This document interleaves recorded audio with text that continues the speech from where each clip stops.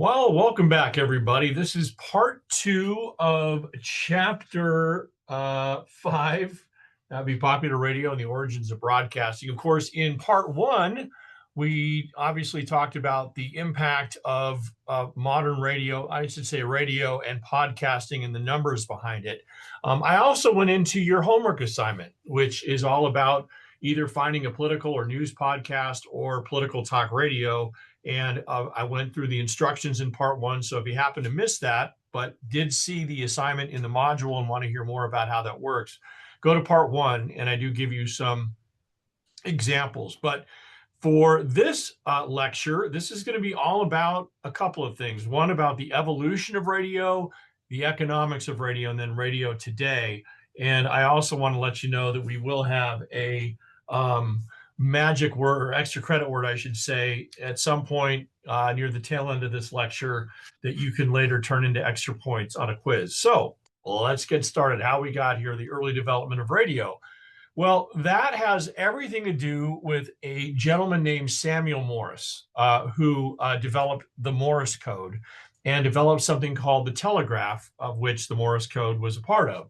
And basically, up until this point, the idea of harnessing the idea of instant communication and the speed of light wasn't a possibility, but Morse, I should say, was the first to do it. And think about prior to the telegraph coming along, information only traveled as fast as the mode of transportation. So very early on, it would be someone walking or running from point A to point B. That's how long information would take.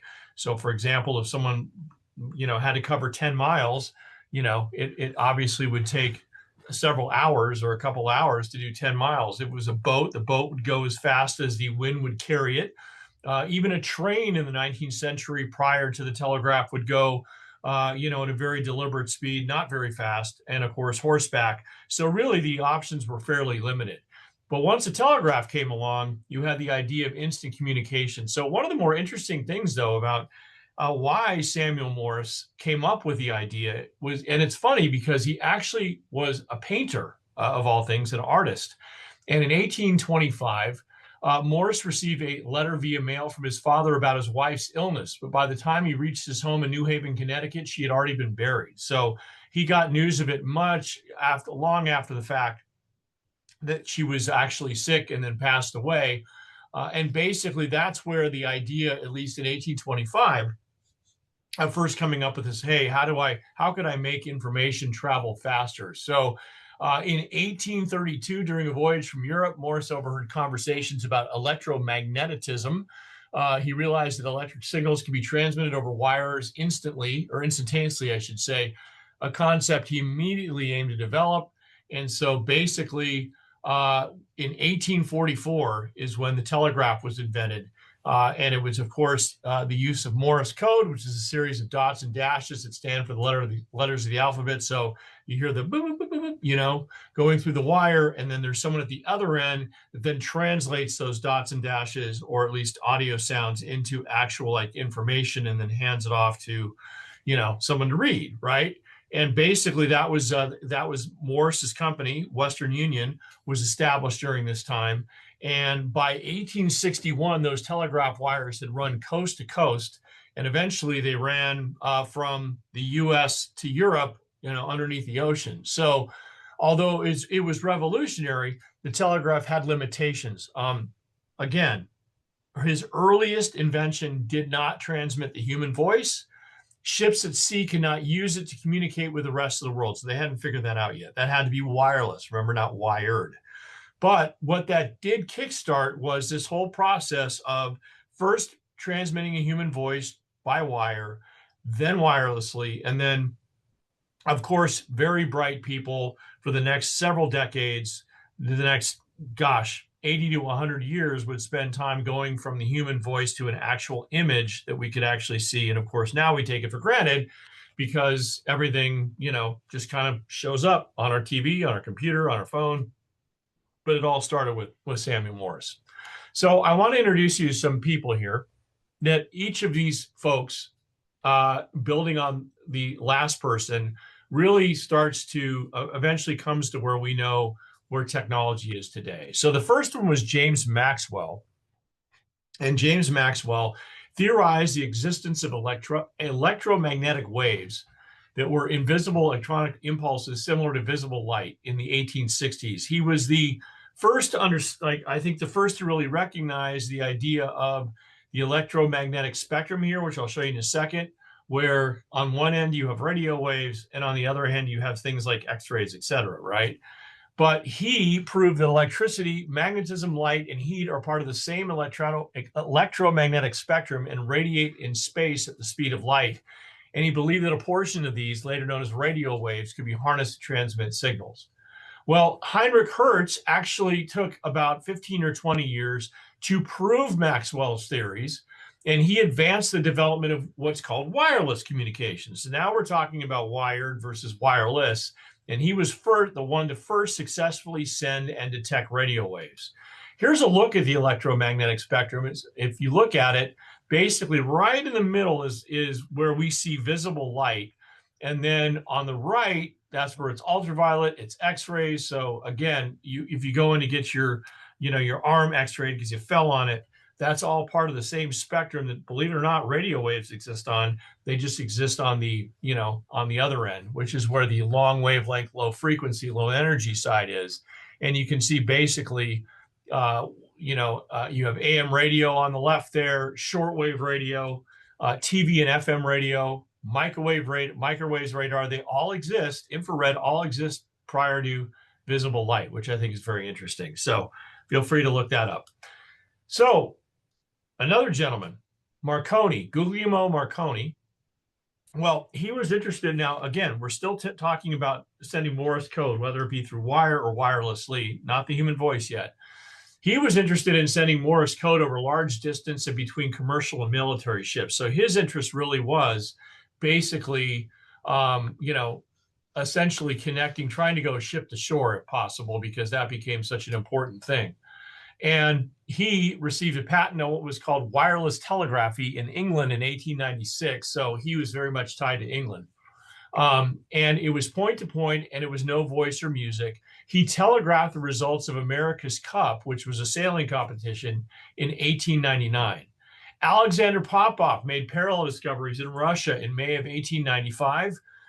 So he was working around the same time Marconi was. And then you have Nikola Tesla, who invented a wireless system in 1892. So you can see that it was actually several years before Marconi's wireless telegraphy in 1896. And Marconi actually used much of Tesla's work for years.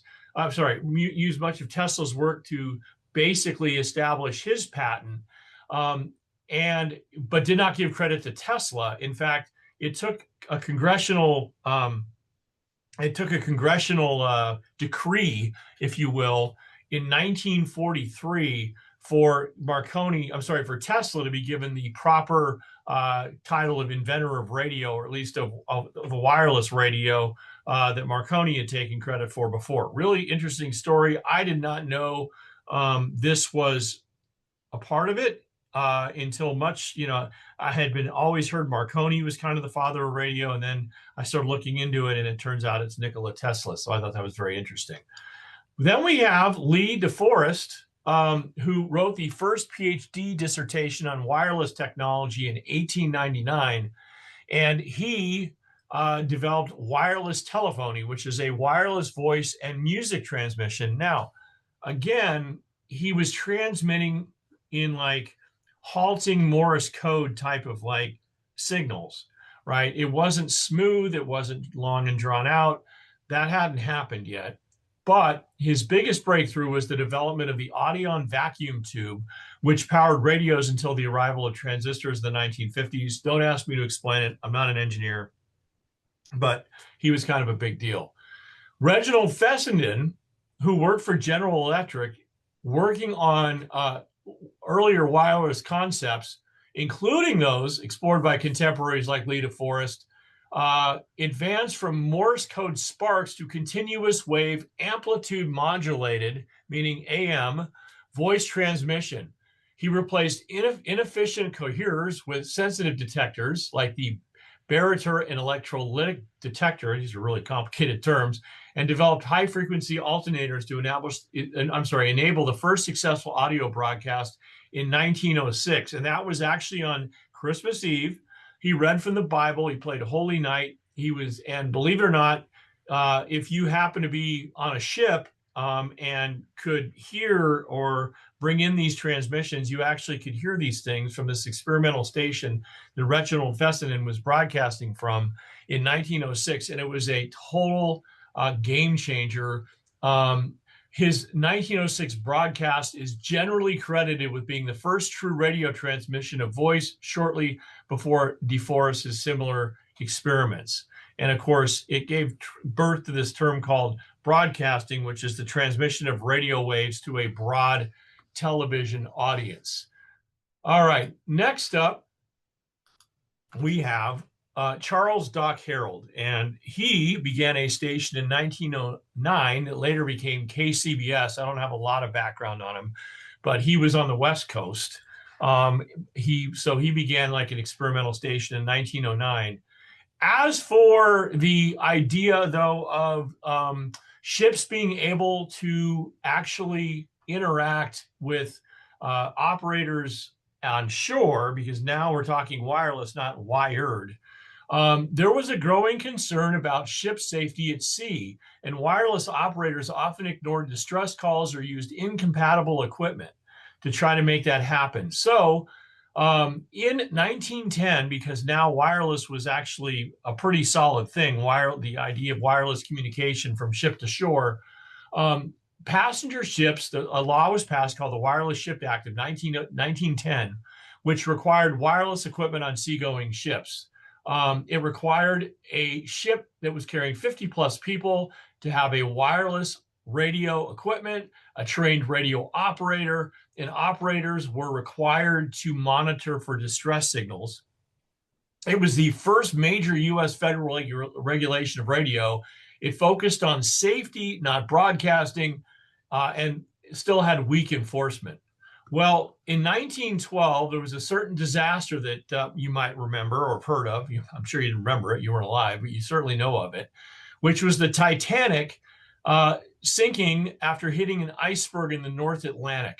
The nearby ship Californian did not respond. Its radio operator was off duty. So had that person been on duty and heard the Titanic's distress call, we might have had a significant less loss of life. And it exposed serious flaws in radio regulation and monitoring. So that led to the Radio Act of 1912, which required stations to be licensed and adopted an SOS signal. All seafaring vessels had to have a 24-hour watch and keep in contact with nearby ships and coastal radio stations. And basically, there was also radio chaos, which was interference, no assigned frequencies, poor coordination. So there was also, of course, this idea that they had to basically make sure that if someone was sending out a distress signal, that it wasn't signal chaos and it couldn't be heard. So in any event, that actually is the precursor, the Radio Act of 1912, to the Communication Act of 1934, which actually established the FCC, believe it or not. So in any event, World War I, oops, I jumped here, my bad.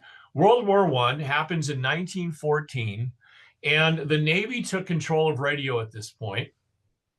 Basically, the corporate heads and government leaders conspired to make sure radio served American interests. So that's kind of a big deal. So during World War I, radio was really kind of the, that was run. So the U.S. government took control of all radio systems for national security. It provided radio proved essential for military communication. And after the war, the government didn't want foreign control of the U.S. radio infrastructure. It kind of knew that, kind of understood the power of it. So corporate heads and government leaders conspired to make sure radio served America's interests. Well, GE, General Electric, broke off negotiations to sell radio technologies. Because of this, General Electric broke off negotiations to sell radio technologies to European companies, and then took the lead in founding what's called the Radio Corporation of America, or RCA. basically then the U.S. government pressured General Electric to buy American Marconi. That also happened at this time, and buy up all the radio patents of all the other U.S. companies. And the reason being is that they wanted to keep it out of the hands of Europeans. It's interesting because when we get to film, we're going to talk about why, when there were things being created in Europe and not patented here in the U.S., why that became such a big deal for the film industry. And so in radio, clearly there was this need, or this momentum to snatch up as many things about radio as possible so that it would stay out of European hands. So RCA became a monopoly, and it gave the United States almost total control over broadcasting. Simultaneously, Great Britain was trying to develop its own version of RCA, and that wound up being the British Broadcast Corporation, or BBC, in 1922. And the BBC, the RCA, of course, was federally funded. BBC was funded by household licensing fees, and about 2/3 of European countries fund the public service broadcasting with TV licenses or other taxes, as do about 50% of Asian and African countries and 10% of nations in the Americas and Caribbean. And that's still true today, that there's actual taxes that governments pass around the world to control their own kind of form of broadcasting. As for radio's transition, so remember, up until this point, radio had been experimental. It had been connected to military, Navy-based. Now, basically, there was this idea that radio could probably become a form of mass communication, could become something that you and I could kind of like enjoy, right? But to do that, you had to figure some things out. And there's a gentleman named David Sarnoff. Well, let me just explain to you before I get to Sarnoff what had to happen. You had to have a smaller size. You couldn't have a ship full of a radio. You had to have a low price. You had to make it affordable, right? So that you could basically, somebody could actually buy a radio, and you could actually have, millions of radios manufactured and at a low price so that it could get out to the people. You had to give someone a reason to want to use a radio. In that case, it would be regularly scheduled programming, entertainment, news, etc. Clear reception. So if you bought a radio and you tuned into a station, and that station was all staticky, or there were 9 stations in one, you're basically not going to have too much of an interest in using the technology, right? You also have to, it also has to be a moneymaker. There also, business has to get involved, and business has to basically fund the cost of the form of mass communication. So in other words, you have to sell advertising to make it profitable so that you can stay in business. Same thing with television later on. Well, there was a gentleman by the name of David Sarnoff who understood these concepts. And ironically, Sarnoff was on duty in the not on a ship, but actually here on the eastern seaboard when the Titanic sank in 1912. In fact, because that ship that was nearby never heard the distress call, there was other ships and folks on the eastern seaboard and in Europe, for that matter, that could hear the distress call, but it just took longer to get there. But anyway, Sarnoff was on duty when the Titanic sank, and that's kind of what made him famous early. You can see he was probably, all of 21 years old at that point. And he also later became RCA's first general manager, and he created NBC, which we'll talk about here in a second, which was shared by RCA, GE, and Westinghouse. He predicted the radio music box, which is basically what we were talking about in that previous slide about having something small that made sense to people so they could listen. He envisioned people listening to news, sports, weather reports, and concerts. He said the government should get in the habit of controlling frequency distribution, but many, at least at the time, thought that his ideas were too impractical.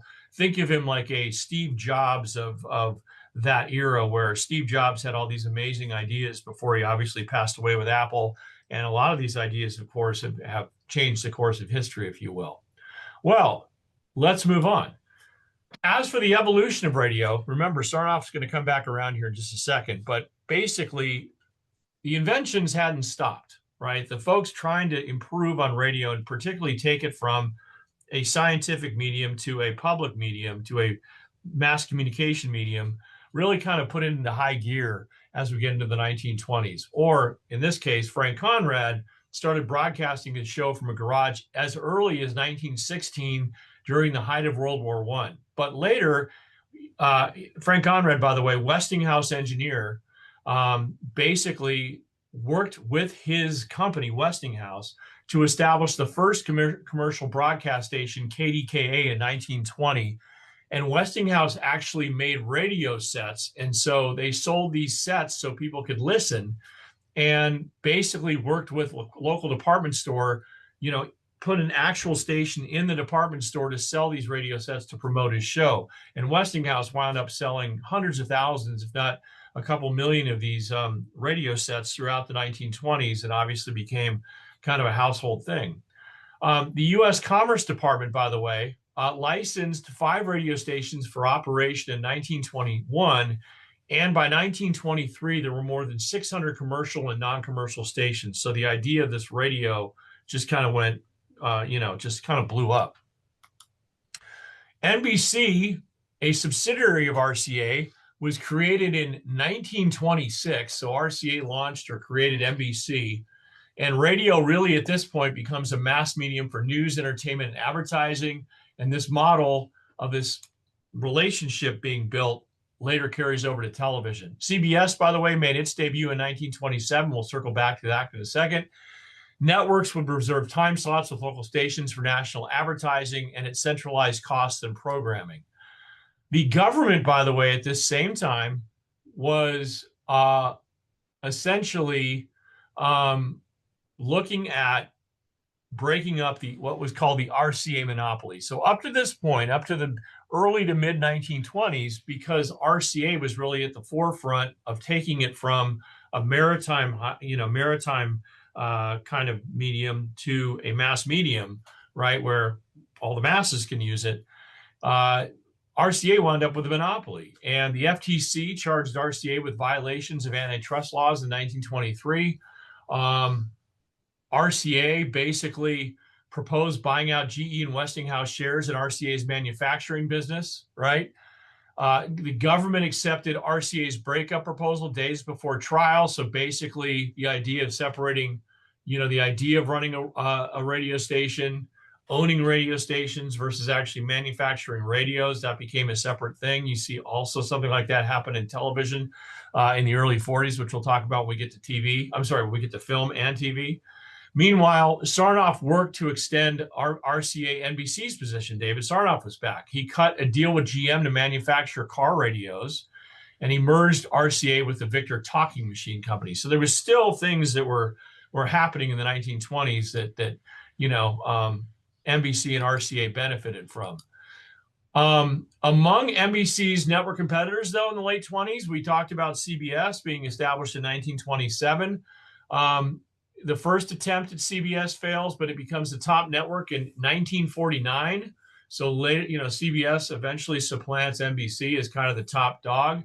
William Paley ran CBS, he buys a controlling share in the fledgling company, launches new concepts and strategies. He hires a PR guru to polish the company image. He introduces option time, in which the network pays affiliate stations $50 an hour for an option on a portion of their time.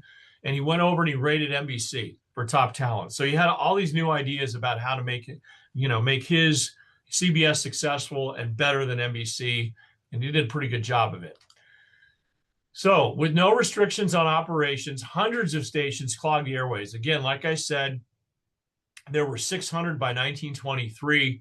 And with so many coming online so quickly, because of radio becoming so popular so quickly, it really did spill over with poor reception. So a great way to think about this is if you've ever been on AM radio at night and you go out here in Santa Clarita or in the desert, you can really hear the different stations kind of bleeding over each other on certain channels. So the federal government had to step in with yet another federal act, which was called the Radio Act of 1927, which stated that stations could only license their channels as long as they operated to serve the public interest, convenience, or necessity.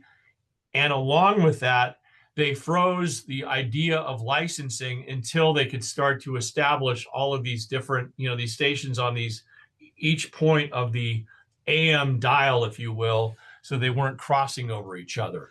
And they also established, well, in this case, I should say, they established the Federal Radio Communication, the FRC. That was part of that Radio Act, and that's what the group that actually was the one that was regulating these things, which created to oversee licenses and negotiate channel problems.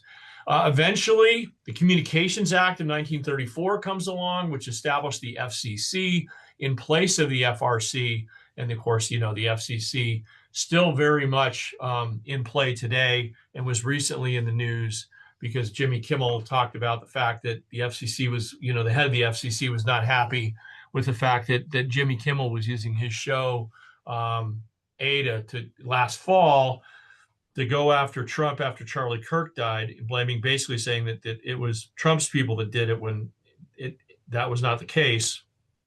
And then more recently, the fact that there's something called equal time, where if you're a network, you need to have kind of equal, if you're going to talk about political and news and whatnot, you have to have equal time when discussing this. And there's the FCC, right? At least the head of the FCC is not happy with the fact that Jimmy Kimmel is using his show to basically kind of stack the deck with his ideas of being leftist and liberal, thinks there should be a conservative balance. So anyway, I don't want to get too far into the weeds with that, but that's what the FCC does. And it also, in case you haven't heard, if something happens where someone swears on network television, or in the Super Bowl about 20 years ago, Janet Jackson was doing a halftime show and accidentally bared her nipples, that became an FCC violation and a big fine. So, the FCC, usually when we hear about it, normally is going after stations or networks when, somebody is doing something that's inappropriate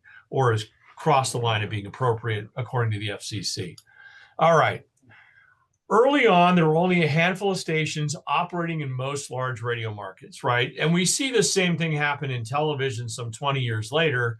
And in this early iteration of radio, there was early programming. There was regularly scheduled programming, but it was just 15 minutes in length. And a lot of these things were live music, variety shows, quiz shows, dramatic programs.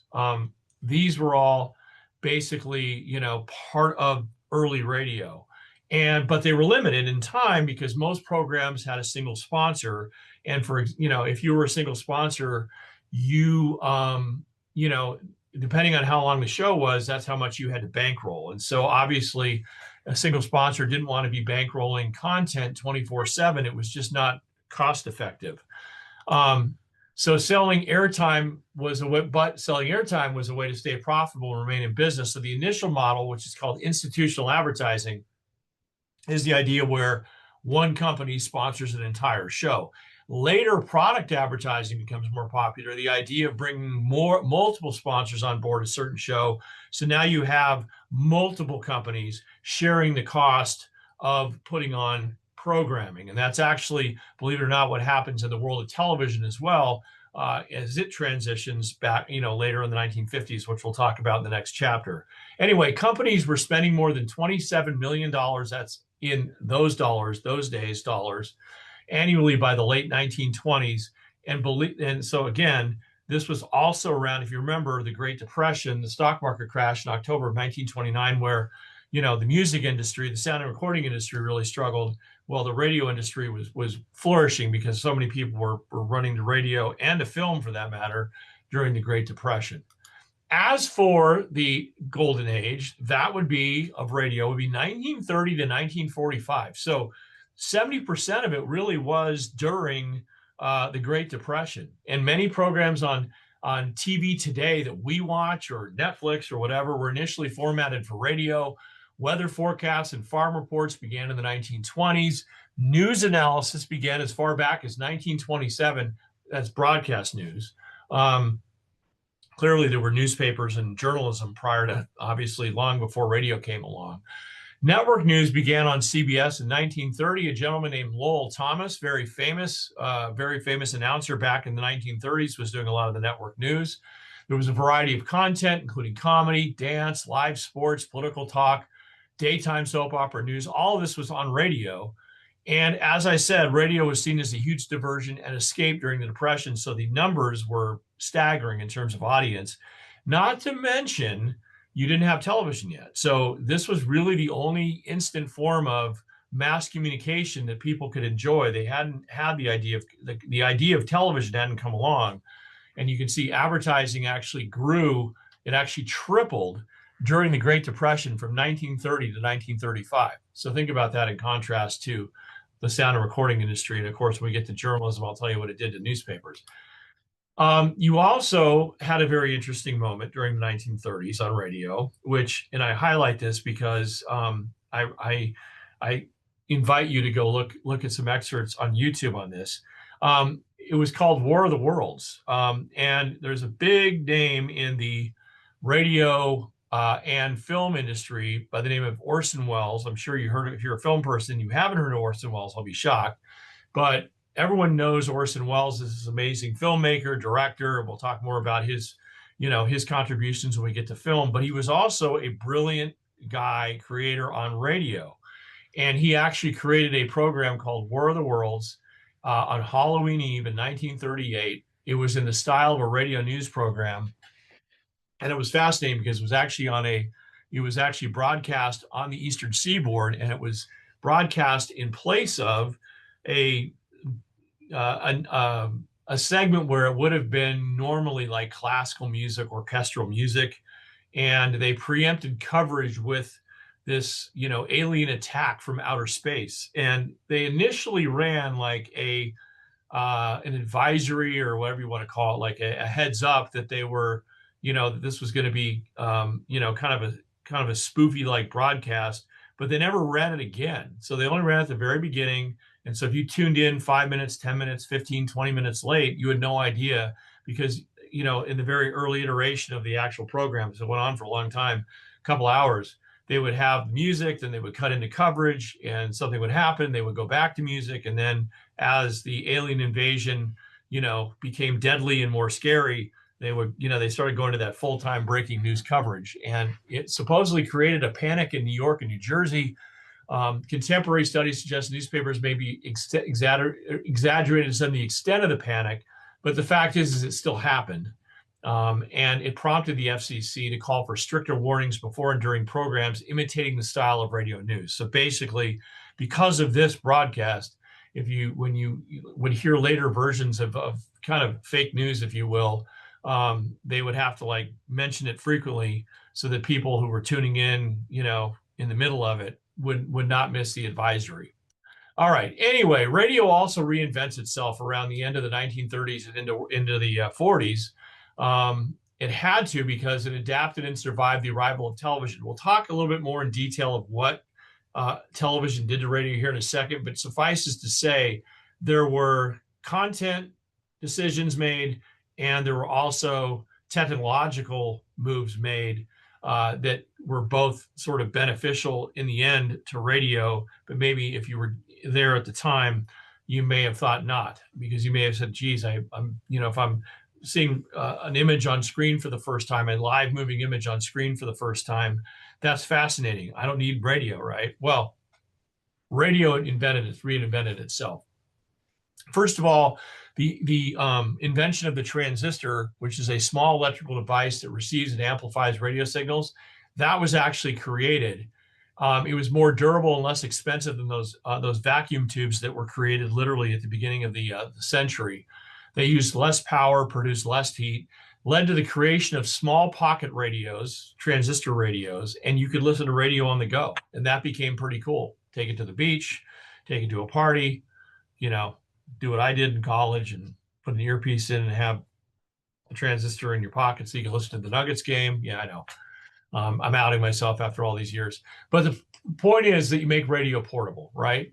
There was also radio frequency. That was also tweaked, right? Initially, we had AM, amplitude modulation radio, which stressed the volume or height of radio waves. Idea that these signals, the AM signals went out, right, from a point and went out a long way and could go around things, versus FM radio, which was actually developed by Evan Armstrong in the 1920s and 30s, was more point to point, but it offered greater fidelity and clarity than AM radio. But it lost RCA's support initially to TV. So RCA was kind of in the process of working with it. TV came along in the late 30s and 40s, and they backed off the whole FM idea. But it later actually showed up in the 1960s. When you started to see, you wanted to see stations that were looking for additional spaces to broadcast things other than just what was typically on AM.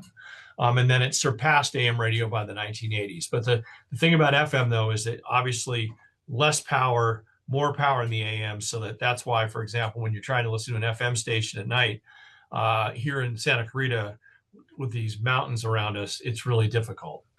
Well, we talked about television, which began its push post-World War II. We'll talk a lot about television in the next chapter, but suffices to say it marked the only time in media history when a new medium stole virtually every national programming and advertising strategy from an old medium. Everything that radio is known for, television grabbed it. Program genres, advertisers, celebrities, live audiences, they all jumped to television. And this could have been an absolute, not just gut punch to radio, but could have been radio's death knell. You can see sales of TV increases 500%, audience grows 4,000% in just 2 years.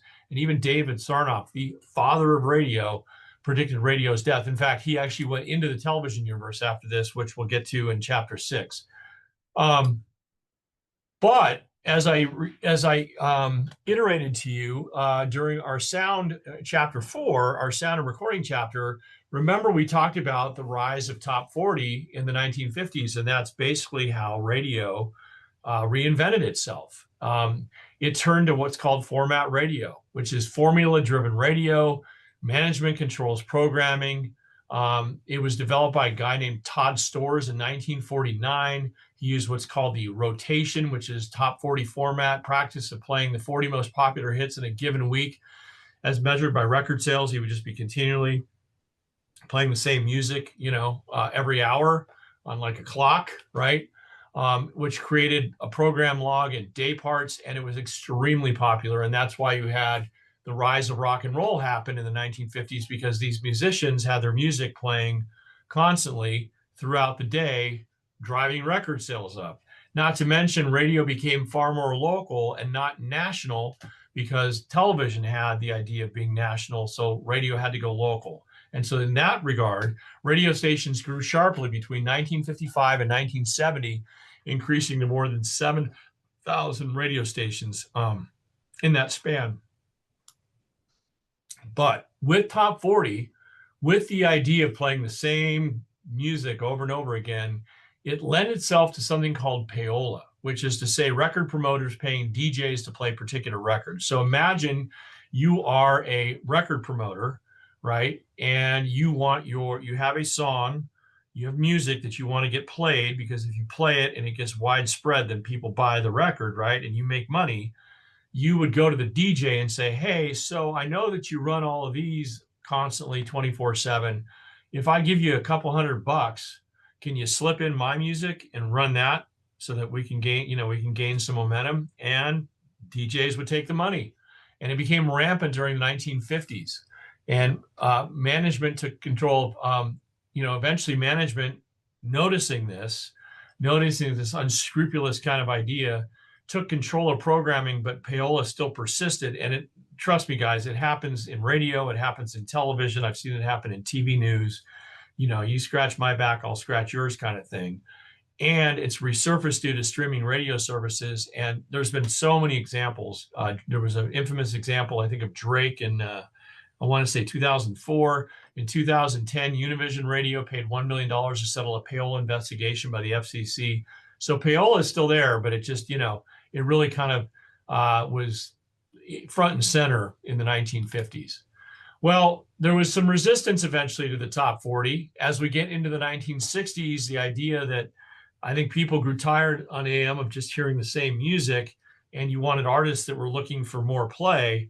And obviously, we talked about how the 60s became, the 60s became very, very much different in terms of music, right? In terms of music style. And so there needed to be a landing spot. So that's where FM again comes into play. And the expansion of FM in the 60s did that. We see progressive rock, experimental stations playing a hard edge, political folk music, and protest rock. Album-oriented rock, AOR, tame variation of progressive rock, general classic rock. All these things became very popular on FM radio in the mid-60s to the 1970s, and by 1990, FM accounts for 70% of listening time. We also see nonprofit radio and NPR develop, in this era. Right? In 1948, the government began authorizing non-commercial licenses of approved 10-watt FM stations, these low-powered FM stations. The station I started at the University of Colorado, which was literally broadcasting out of the basement of the student center, that was low. That was a low-powered FM station, so you could hear it in the dorms, and you could hear it because it was connected to the local community calendar on the local cable. But if you walk like 2 blocks across the street, you couldn't get it, because it was so low powered. But it was something, right? Well, with the Public Broadcasting Act of 1967, the government established National Public Radio, NPR, and Public Broadcasting Service, PBS, Sesame Street, which were mandated to provide alternatives to commercial broadcasting. And of course, both are struggling today because there is a lot of alternative programming that's happening in the podcast universe that, a lot of the things that NPR was famous for are now being kind of migrated to the podcast space. And so there's not as much funding with NPR. And as far as PBS goes, PBS was known for, obviously the childhood programming, which it still does, but, Ken Burns documentaries, the high class, top of the skyscraper type programming. And of course, a lot of that's also moved to the streaming space as well. So it's an interesting time for government-run entities like NPR and PBS. As for the sounds of contemporary radio, listeners today are unlike radio's first audiences. It's become secondary, as I said in part 1. It's a background medium. It's not like primary anymore. It was at one point, think about it, in the 1930s, before television. People would sit there with a little box in the living room and actively listen, because that's what that was like what TV was. And then of course, once it wasn't, it became secondary, right? It became background.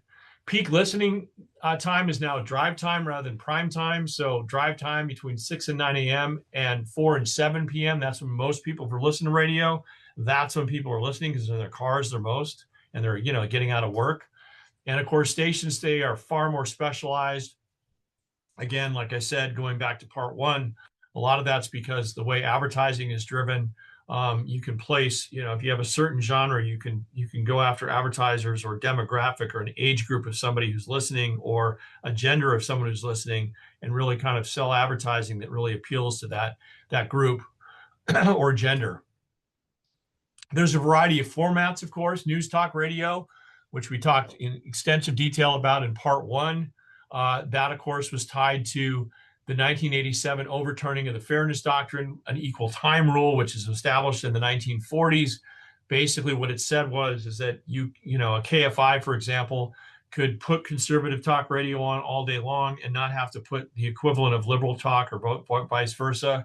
That is not true for network television, but certainly for radio. Radio is the Fairness Doctrine doesn't really apply to radio, and there's always this desire to try to put the Fairness Doctrine back in play, but that was overturned in 1987, and that was done basically at the encouragement of radio owners who felt like they could make more money if the content was dictated by what the audience was listening to, not necessarily having to dole it out on an equal basis. Anyway, that demographic is adults over age 35, and it appeals to advertisers looking to target working and middle-class adult consumers. There's also several music formats for different tastes. As I said, you've got adult contemporary. It's one of radio's oldest and most popular formats, with a mix of news, talk, oldies, and soft rock.